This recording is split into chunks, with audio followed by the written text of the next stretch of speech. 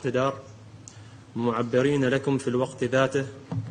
عن استعداد دول مجلس التعاون لدول الخليج العربية للعمل والتعاون معكم ومع سائر الدول الأعضاء. سعادة الرئيسة، تؤكد دول مجلس التعاون لدول الخليج العربية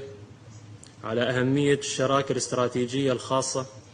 بين مجلس التعاون والمملكة المغربية وتنفيذ خطة العمل المشترك، وعلى مواقف مجلس التعاون وقراراته الثابتة الداعمة لمغربية الصحراء والحفاظ على أمن واستقرار المملكة المغربية ووحدة أراضيها، كما تشيد بقرار مجلس الأمن 2602 الصادر بتاريخ 29 أكتوبر 2021 بشأن الصحراء المغربية. ختام سعادة الرئيسة،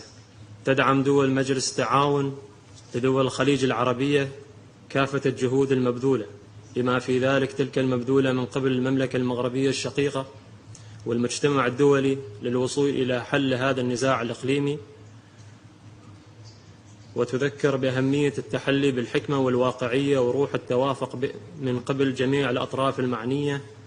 وتؤكد على أن حل هذا النزاع سيساهم في تحقيق الأمن والاستقرار في المنطقة. وشكرا.